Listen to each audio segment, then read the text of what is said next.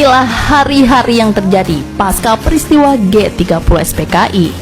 Peristiwa gerakan 30 September dan langkah pembalasannya meninggalkan luka begitu mendalam hingga hari-hari ini. Inilah dokumentasi foto di mana para prajurit bersenjata mengangkut para terduga anggota Pemuda Rakyat pada 10 Oktober 1965, 2 hari sebelum diumumkannya penangkapan Letkol Untung. Tanggal 30 September malam, sejumlah prajurit Cakrabirawa pimpinan Letkol Untung bergerak menculik 6 jenderal dan seorang kapten. Jenazah mereka kemudian ditemukan di sebuah sumur di Lubang Buaya, Jakarta. Panglima TNI Jenderal A.H. Nasution berhasil lolos, namun putrinya, adik Irma Suryani, tewas. Sementara ajudannya juga, yaitu Kapten Pierre Tendean, jadi korban diculik bersama 6 jenderal lainnya.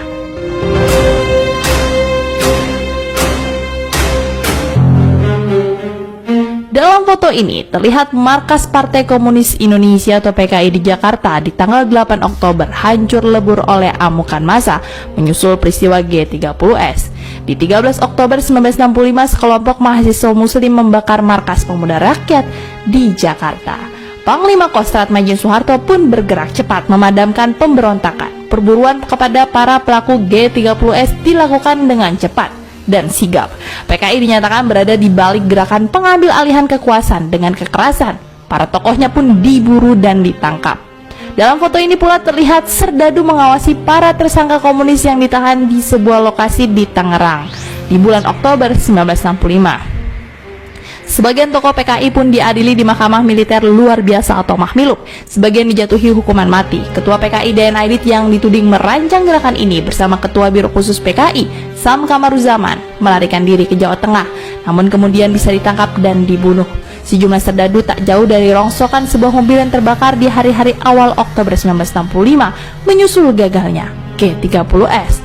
Terjadi penangkapan besar-besaran terhadap para anggota atau siapapun yang dianggap simpatisan atau terkait PKI atau organisasi yang diidentikan dengan komunis seperti Lekra, CGMI, Pemuda Rakyat, Barisan Tani Indonesia atau BTI, dan Gerwani. Sejumlah laporan menyebut jumlah yang dibunuh begitu saja setidaknya mencapai 500.000 orang di berbagai daerah, khususnya di Pulau Jawa dan Bali. Pada foto ini terlihat seorang mahasiswa keturunan Cina melindungi mukanya saat dicemooh dan diserang secara fisik oleh sejumlah pemuda yang menyerang Universitas Respublika pada 15 Oktober 1965. Polisi dan tentara menangkap 40 mahasiswa dan tak seorang pun diantaranya yang merupakan pengunjuk rasa. Massa Islam menghancurkan Universitas Respublika, perguruan tinggi yang diidentikan dengan PKI dan Partai Komunis Cina. Kelompok Islam dalam demonstrasi di Jakarta menuntut pembubaran PKI. Berbagai kelompok turun ke jalan menuntut pembubaran PKI, sebagian juga menghancurkan markas PKI di berbagai daerah dan menyerang lembaga-lembaga, toko, kantor, juga universitas yang dituding terkait dengan PKI. Prajurit TNI pun berjaga-jaga depan Istana Bogor saat sejumlah mahasiswa berbagai kalangan berusaha mendekati Presiden Soekarno menyusul gagalnya kudeta G30S.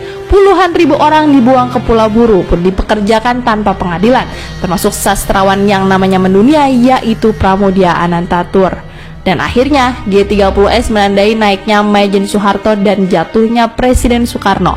Pemerintah Orde Baru kemudian menetapkan 30 September sebagai hari peringatan gerakan 30 September dan tanggal 1 Oktober sebagai hari kesaktian Pancasila.